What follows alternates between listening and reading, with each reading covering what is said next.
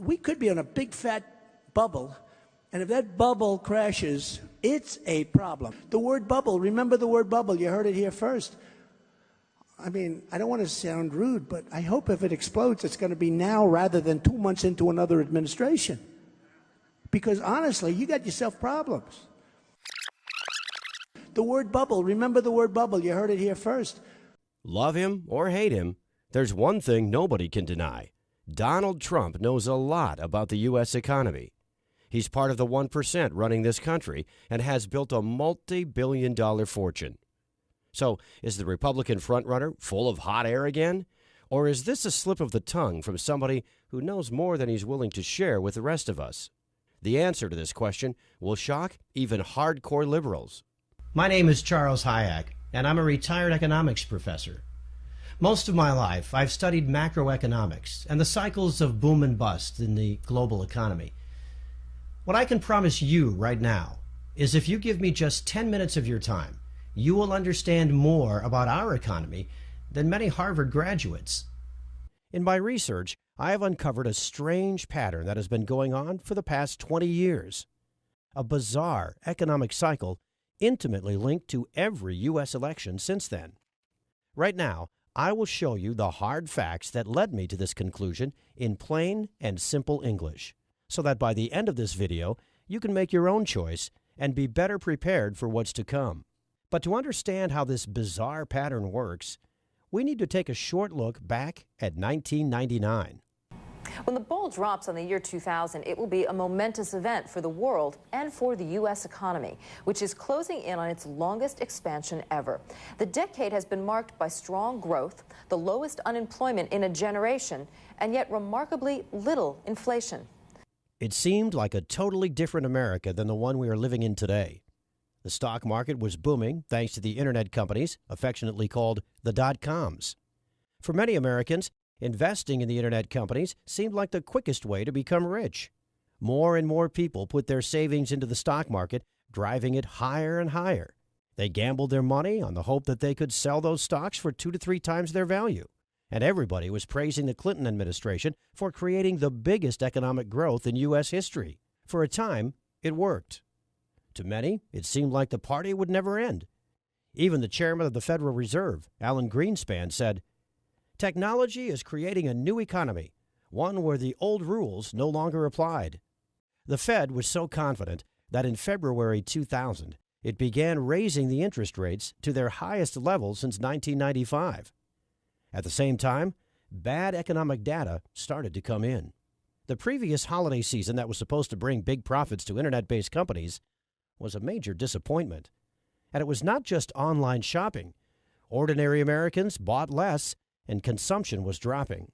While the nation was preparing for the next election, the house of cards built around the stock market started to collapse. On the 12th of April, 2000, the NASDAQ dropped by 386 points. It was the largest drop ever recorded, and by the end of the next week, Wall Street had lost almost a quarter of its value. The long economic boom of the late 90s became a gigantic bust. Bush was entering office at a time when the NASDAQ had lost 60% of its value, erasing $7 trillion of American wealth. Clinton's economy grew on the back of the dot-com bubble, and now everybody was looking to Bush to get the economy going again. But before going any further, let's take a short step back and see what we can learn from this. An economic bubble grows around an asset that becomes very attractive to investors. In the 90s, this asset was the internet company stock. Greed attracts more and more people who gamble their money, hoping that prices will go up and they will sell for a profit later. When people are blinded by the bubble, they think that growth will never end. This delusion is fueled by the media, economic experts, and even the Fed. At this point, something very interesting happened. As the economy showed signs of slowing down, the Fed raised the interest rate. And, curiously, some months before the next U.S. election, the bubble bursts, creating massive economic pain. We now have a theory that we can put to the test. A bubble emerges and grows on low interest rates. Investors and speculators are down in, as the experts say, Everything is fine and growth will continue. The Fed raises interest rates in a time where the economy begins to slow down. And that specific time is right before the next presidential election. The bubble bursts, and the next president has to deal with the aftermath. If this sounds crazy to you right now, let's put the theory to the test. I do believe in the American dream. I believe there is such a thing as the American dream. Owning a home is a part of that dream. It just is. Right here in America, if you own your own home, you're realizing the American dream. The asset this time was houses. The Federal Reserve had cut interest rates from 6% in 2001 to 1% in 2003. Rock-bottom interest rates created a huge demand for mortgages, as they were cheaper to pay off. Everybody wanted a house, and that pushed prices up. You could get rich just by becoming a homeowner, as the price kept going up. Soon, even people who could not afford to make a down payment or could not provide proof of a steady income and collateral were given loans to purchase new homes. If these people defaulted on their payments, the bankers didn't care. They would be left with a house, an asset that was rising in price. These no down payment, no collateral mortgage loans, called subprime mortgages, were given to millions of low-income families. One of the barriers to home ownership is the inability to make a down payment. And if one of the goals is to increase home ownership, it makes sense to help people pay that down payment. Now, the bankers had a brilliant idea. Bundle up the normal mortgages with the subprime ones and sell them to other banks, pension funds, hedge funds, and sovereign funds. Mortgage payments generated huge profits, and demand was high for this new type of speculative contract, now called collateralized debt obligations, or CDOs. This created the housing bubble. Ben, there's been a lot of talk about a housing bubble, particularly, from the Fed, from all sorts of different places. Can you give us your view as to whether or not there is a housing bubble out there? Well, unquestionably, housing prices are up quite a bit. I think it's important to note that fundamentals are also very strong. We've got a growing economy, jobs, incomes. We've got very low mortgage rates. The experts appeared all over mainstream news, assuring everyone that housing was not a bubble. Wealth has risen dramatically. The United States economy has never been in better shape. There is no tax increase coming in the next couple of years. Monetary policy is spectacular. The Federal Reserve now started to increase interest rates. By 2007, the interest rates had reached 5.25%, and many families with subprime mortgages could not afford to make the monthly payments, and their homes were foreclosed. As more and more houses went up for sale, the prices started dropping. Consumption plummeted. A new crisis had begun, and it would reach its peak in fall 2008, right before the elections. House prices tanked. Banks and other investment funds found that their bulletproof, high-profit CDOs became worthless. No one wanted to buy CDOs or houses anymore. It was a financial bloodbath. The banking giant, Lehman Brothers, had bet on mortgages and was left holding assets nobody wanted anymore. On the 15th of September, it filed for bankruptcy. During November 2008, Americans lost more than a quarter of their collective net worth. U.S. stocks were down by 45% from its 2007 high. Housing prices had dropped 20% from their 2006 peak. Total U.S. household wealth went down by $14 trillion. Through the banking giant Citicorp, Bank of America, J.P. Morgan, and Goldman Sachs, the big traders of CDOs, the crisis had spread to the world. And now, stocks and property values plummeted everywhere. The economy of the world entered a deep recession. All this happened as our nation was preparing to choose its 44th president. The housing bubble burst 2 months before the election. So how does our theory stand? We had a new housing and subprime mortgage bubble created by low interest rates. Many Americans thought housing was a secure investment. The banks gambled huge sums of money on CDOs. The experts, again, said everything was fine. The economy started to weaken in late 2007 as the Fed was increasing the interest rates. The bubble violently burst just as Americans were preparing to vote for the 44th president of the United States. Everything that happened in 2000 happened again in 2008. The bubble burst in the year of the elections. Only this time, it was bigger, and the damage was global and massive. The theory is proven correct again. There's an election coming this November. Will there be another economic crisis? Let's go through our checklist again. In December 2015, the Fed started to increase interest rates. For the past 5 years, the rate has been close to 0%. The economy is already showing signs of slowing down. Right now, the Bloomberg Commodity Index hit a 16-year low. The last time this happened was August 2008. Commodities represent all the goods being traded around the world. Everything from oil to coffee, sugar, steel, and copper. When their price slumps, it signals a slowdown in the world economy. Oil is reaching its 2008 low point. The last time the price of oil was this low, the global financial system was melting down. And this time, it will hit the U.S. economy much harder because of the shale miracle. CNBC's Jim Cramer is warning that many U.S. oil companies will become bankrupt if the price of oil remains this low. The price of copper, too, has plunged all the way down to $2. The last time it was this low was just before the stock market crash of 2008. Consumption is slowing down. U.S. imports of goods declined by 6.6% on a year-over-year basis.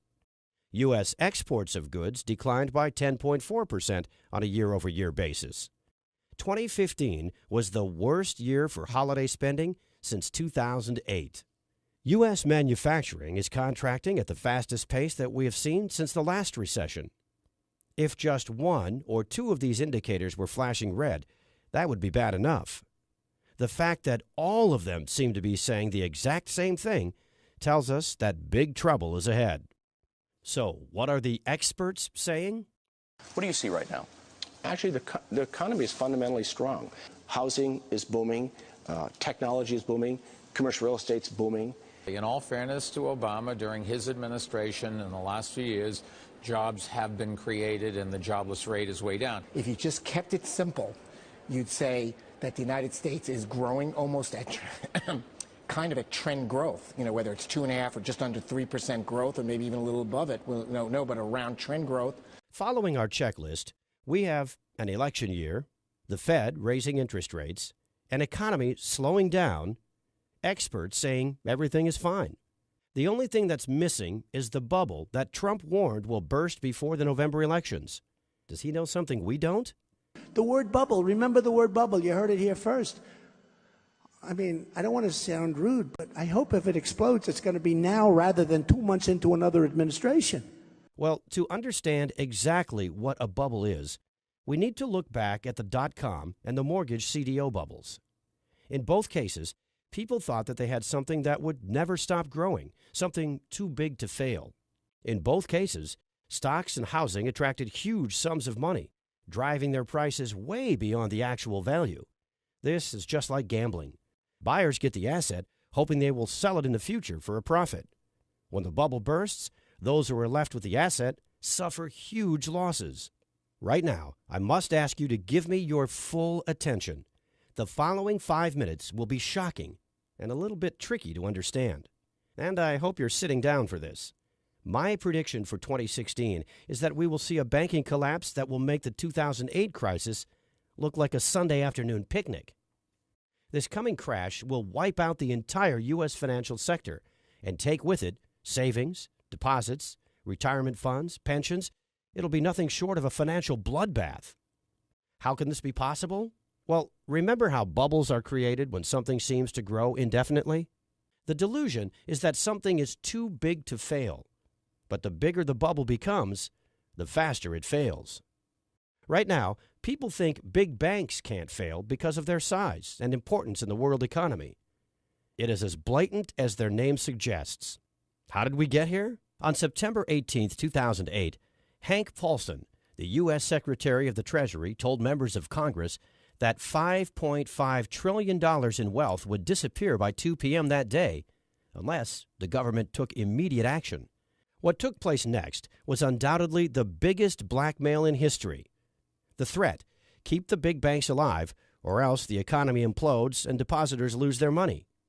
In December 2008, the first of many financial stability measures was put into place. The Fed's mission from now on was to keep the big banks alive no matter what. Economists calculated that the total cost of the various measures put into place to accommodate big banks was in excess of $20 trillion up to this year. The too big to fail banks now had a taxpayer-sponsored safety net. The message was clear. Do whatever risky business you want. We've got your back. And this is how Congress and the Federal Reserve created the ultimate bubble, the too big to fail bubble. The idea that the too big to fails were going to get cut down to size after the financial crisis has turned into a giant myth. In fact, they've become even bigger. J.P. Morgan Chase, number one among banks in total assets, has seen its base swell to more than $2.5 trillion. The company's deposit base alone has grown by 29% since the end of 2008.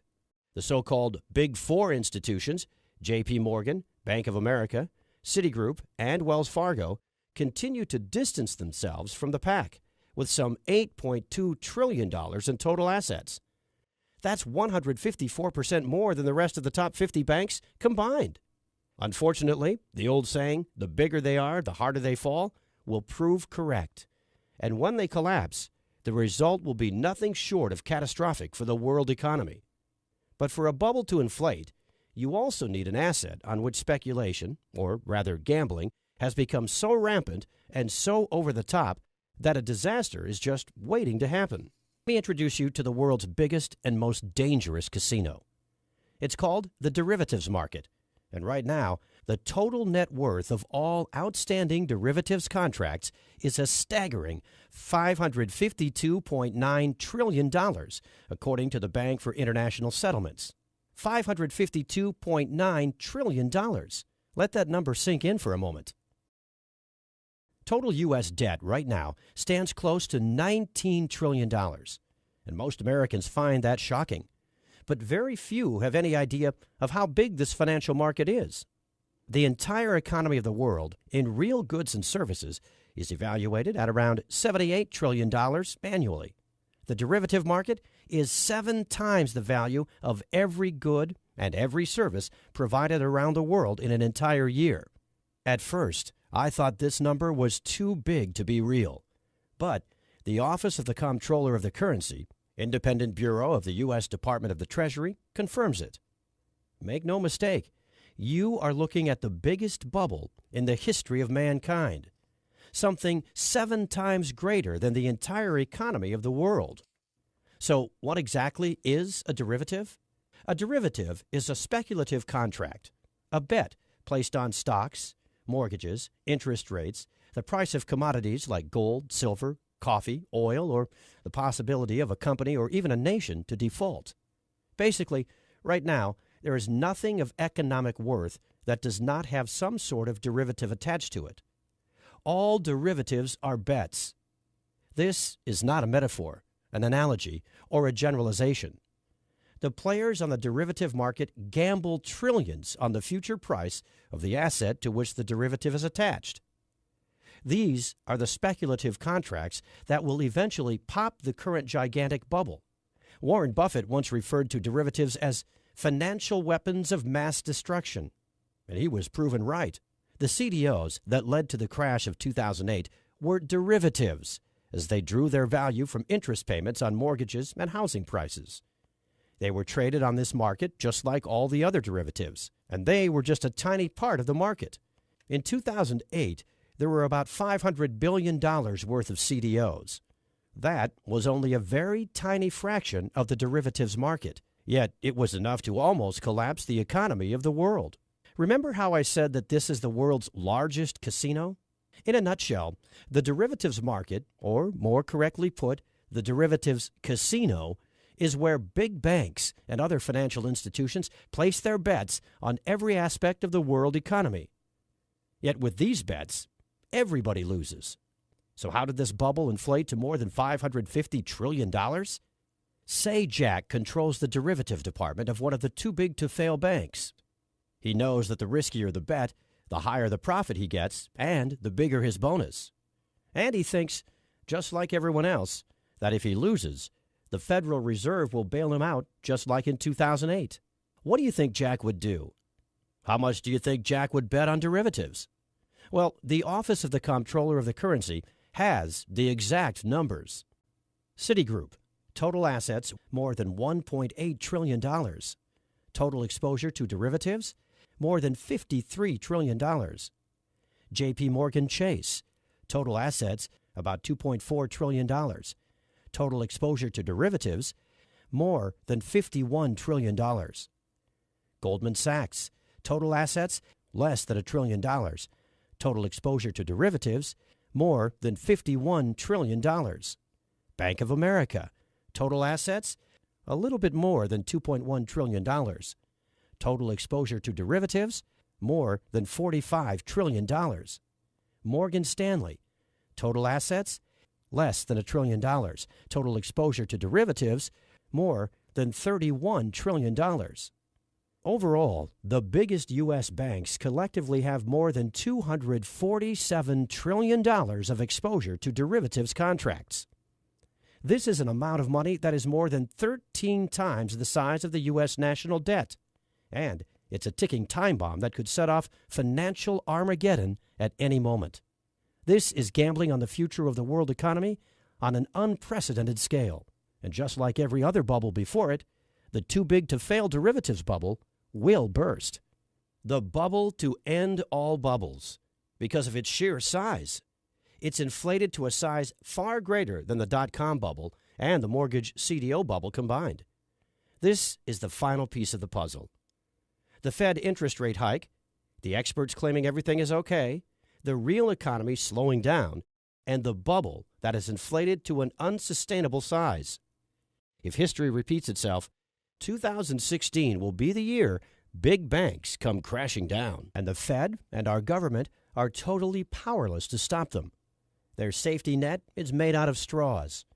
It took extraordinary efforts to prop up the big banks in 2008. During Obama's presidency, the U.S. debt doubled, reaching almost $19 trillion. Yet the economy grew at a modest pace of 2% per year. Compare that to the doubling of the derivatives market, and you begin to realize the level of economic pain we are about to feel. This will make the Great Depression of the 30s and the Great Recession of 2008 feel like a picnic. So what would a crash look like? You need only to picture what happened in Greece to get an idea. The first thing that happened is that all the banks closed. The only way people could get their money out was with ATM withdrawals. And they were limited to 60 euros a day. That's about $63. Ask yourself this. If the banks close in the U.S., could you live with $63 per day? Immediately, huge lines formed in front of ATMs.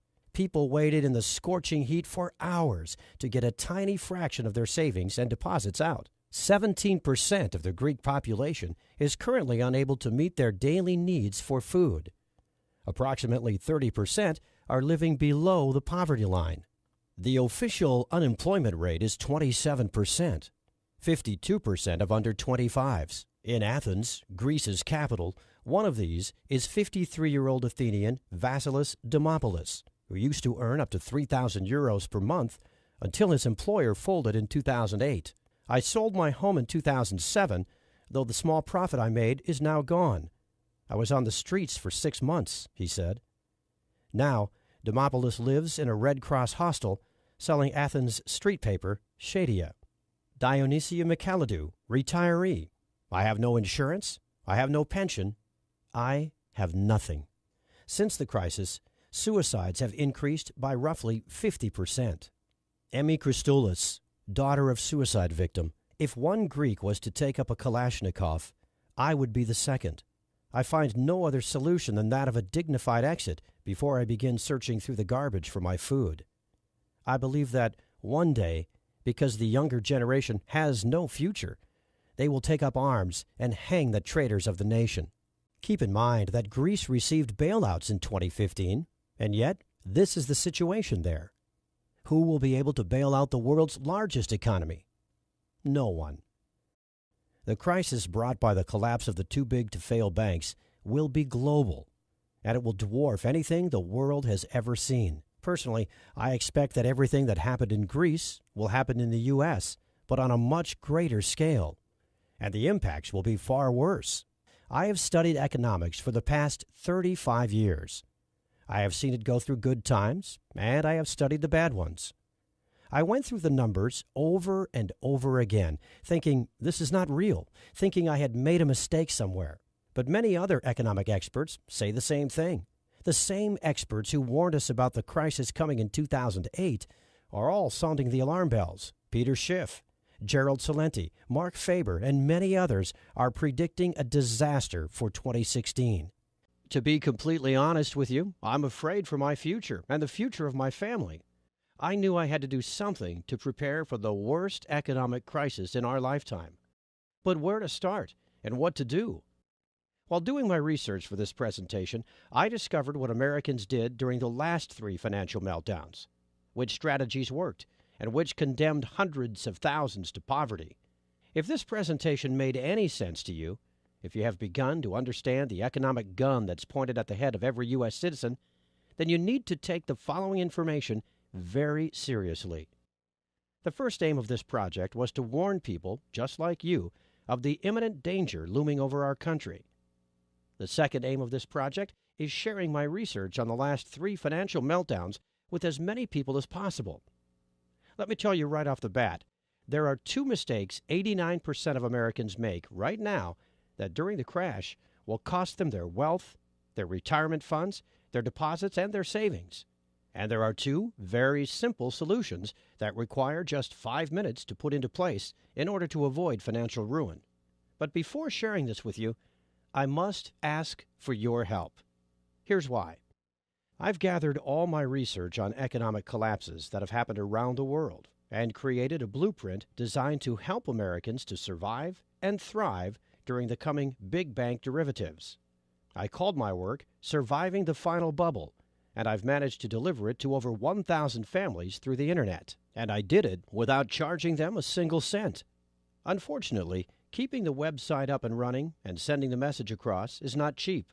I dedicated $10,000 of our savings to do this, and it was all gone by January 3rd. The only reason you are seeing this presentation right now is because I started to give away Surviving the Final Bubble at a cost. I crunched the numbers, and in order to keep this website alive, we need to get back $37 for every copy delivered. It is only through the contributions of other like-minded, responsible Americans that you are seeing this presentation right now. Over 3,000 people have read the book, discovered the vital information on wealth protection and crisis survival, and contributed to our project. Here's a short summary of what you will discover inside. Why the government is not your friend when safeguarding your wealth during an economic meltdown. Just to give you an example, during the crisis in Cyprus in 2012, deposits were confiscated to prop up the banks. But they can't take what they don't know you have. There are 3 assets you do not have to report to the U.S. government, and I will show you how to use them to protect your wealth and financial stability. There are 2 types of stocks that positively skyrocket when the rest of the market comes crashing down. The harder Wall Street bleeds, the more valuable this investment becomes, as everybody scrambles to get a slice of these types of companies. I will tell you the best moment to buy and when you can cash in safely. There's one item that during an economic crash becomes a real godsend. That's because it's easier to barter with, to store, and its price usually skyrockets. I will show you exactly why owning it means seizing an opportunity that may end all your financial worries, and where to get it to avoid scammers. This is just a small sample of what you can discover inside. So I mentioned 2 mistakes that will wipe out trillions during the coming collapse. First, 89% of Americans are not aware of something very serious. When you put your money in the bank, you have legally transferred your deposit to the bank. You have become the creditor, and the bank is the debtor. The bank owes you the money. When you demand payment, the bank is obligated to give you your money back. However, if the bank becomes insolvent prior to you taking your money out of the bank, they will not have to give you your money back. All of your money will simply vanish. Secondly, if you own stocks, sell them. Get out of the stock market. Stocks are the absolute worst place to keep your money if an economic crash happens. Your money will be wiped out in the blink of an eye. We've seen this happen in 1929, 2000, and 2008. The stock market crash has already started, and it will only accelerate as the election draws near. This information is designed to help you thrive during the big bank derivatives collapse, if it does not spin completely out of control. Up to this point, we have only talked about wealth protection, but it might not be enough. Given the size of the derivatives market and the wild speculation going on, securing wealth and financial stability may be very low on the priority list for any family. Food, water, safety, and keeping illness and criminals away may be a far more pressing concern. Make no mistake, this disaster will be global. There will be no place to run to for safe haven. And that's when, by chance, I met Mark Baker. To some, Mark may seem somewhat eccentric because of his passion and dedication to survival and disaster preparedness. His dedication goes way further than reading books, attending seminars, and learning from the experts. He likes to test everything he's learned in real-life conditions. That's why he went to Greece and to Venezuela during the worst time of the economic disaster that hit both countries. During a 5-month period, he stayed with Greek and Venezuelan families in the most impoverished areas, learning how an economic crisis impacts their daily lives and trying to help them out, all while putting his survival knowledge to the test. And he decided he would live there on a $300 budget for the entire trip. His conclusion? A lot of the information provided by survival gurus out there has nothing to do with real life and can be downright dangerous. A lot of these survival experts with their Amazon bestseller books are sitting behind their computer imagining how an economic collapse will happen and write about unproven, rehashed solutions, strategies that sound good in theory but completely unproven in a collapse. Fortunately, nothing beats hands-on, hard-earned knowledge. His experience in both countries was eye-opening, to say the least. He went through a food shortage, blackouts, riots. He learned how to be safe from criminals when the police simply didn't interfere, and how to barter for supplies. He saw how real families managed to keep their spirits up in even the most desperate times, and how to cope with illness and injury while the hospitals are out of supplies, understaffed, or flooded by wounded from riots. And yes, he went through a lot of hardships, pain, and suffering to discover how to survive and to thrive in the collapse. After telling me about his personal experience, we talked about problems that arise in an economic collapse and how to solve them. Surviving an economic crisis is one thing. Thriving and securing your wealth during it is a totally different game. So we put our knowledge together and created an economic disaster survival blueprint for our families that would handle both wealth protection and crisis survival. Mark's hard-earned skills will guide you through in what we call the worst-case scenario section. Inside Mark's comprehensive section on economic survival, you will discover how to have consistent, nutritious, and long-lasting food stores in a crisis by storing food and water without alerting anyone. Following these first few crucial steps will guarantee that you and your family won't be left at the mercy of others for the most basic human needs. In Greece, even some middle-class people with respectable jobs wound up digging through trash or stood in lines for hours for humanitarian handouts.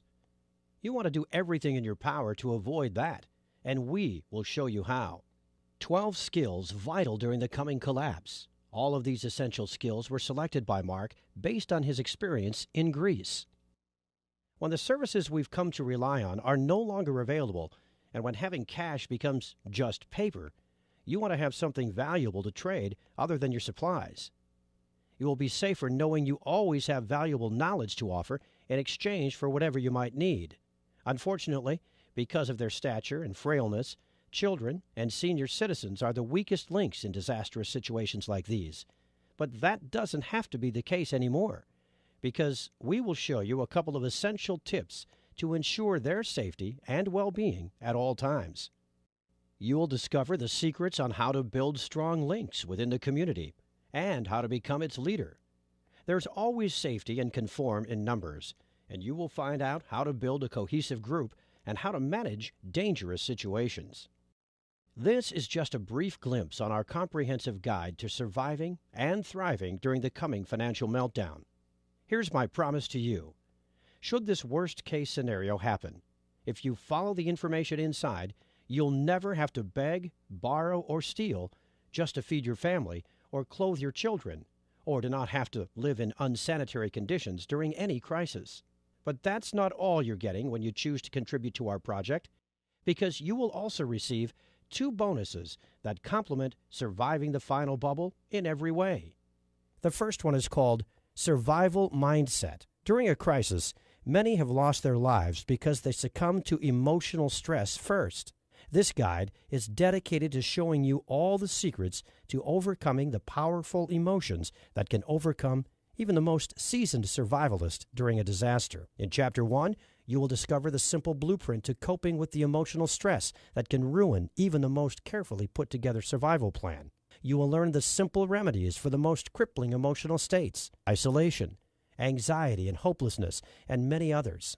This knowledge will keep you and every member of your group confident, disciplined, and steadfast, and will maximize your chances of survival. How to keep morale up, and how to maintain a positive attitude. Using this information, you will easily become a true leader of the community. The second focuses on hygiene and sanitary conditions during the shortages that come with any disaster.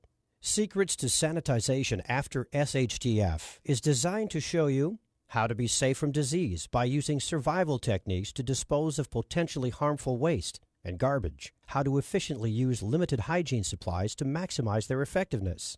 You will also discover how to prioritize hygiene needs during a disaster. Valuable resources must always be kept for high-priority sanitization needs and not squandered on petty ones. These bonuses are available absolutely free with your copy of Surviving the Final Bubble, and support this website today. But we want to go even further than that. Just say maybe to the Surviving the Final Bubble program click and the Get Instant Access button. Fill out your information on the Secured Payment Processor page and go through the program and the bonuses for a full 60-day trial.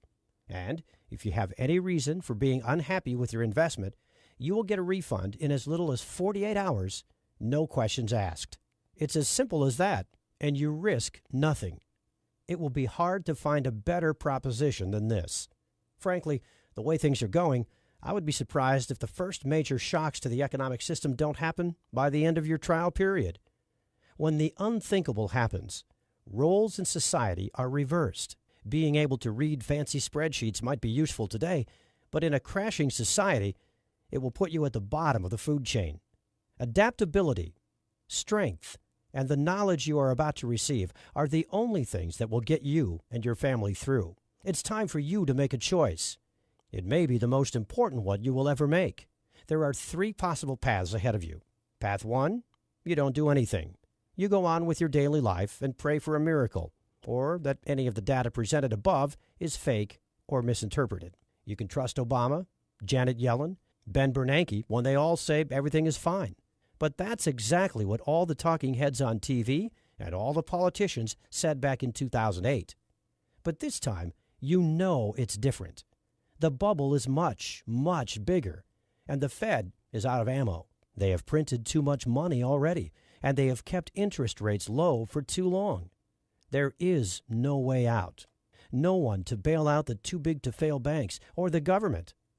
Over the past 8 years, we have doubled our debt, while the real economy, not Wall Street, hasn't even fully recovered from the last bubble. These are the undeniable facts of our time. I strongly urge you not to remain passive. Remember the suffering of Greece. It will all come to America soon. It will happen right before your eyes. Mark heard firsthand the cries of children, tears of hunger pain streaming down their faces. Don't let the same happen to your family. That is the result of doing nothing, of being unprepared. I hate to ask you this, but would you be able to live with yourself knowing you had one good solution in hand, one click away, completely risk-free? Unfortunately, this is the kind of attitude most of the Americans will cling to. But I get it. Ignorance is bliss. Ignorance is much more comfortable than being a true man and an upstanding American citizen and taking action right now. Path number 2, prepare and learn everything by yourself. Like I said earlier, I've spent countless nights thinking about the best ways to protect my family. But sure, if you really want to, it could be a viable option. But keep this in mind. You've never been through an actual economic collapse. You don't have the skills specifically tailored for this kind of disaster. Should you choose one of these paths, we wish you the best of luck and pray that you too will make it. Path number 3. Get instant access to the Surviving the Final Bubble program now. A risk-free, worry-free program with a treasure trove of knowledge to help you thrive and prosper during the economic collapse. Allow yourself and your family to have the peace of mind that comes when you know you have done everything in your power to keep them safe. You have to realize that the consequences of an economic collapse will not be the same as if there's a terrorist attack or food crisis or grid attack. What will be happening in the following months is something that Americans have never experienced before. The closest we've ever come is the Great Depression, and yet, while things were bad, society and the government survived.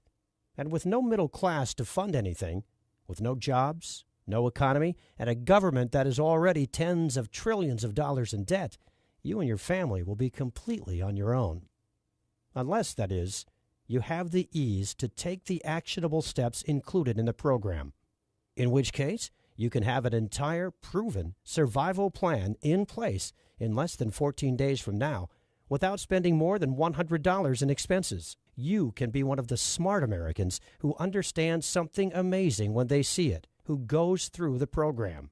Feel your worries and anxiety melt away, all the while contributing to this project and helping many American families, just like yours, survive and thrive during the greatest bubble in the history of mankind. The choice should be obvious, but it's up to you to take the final step. God bless you, and God bless America.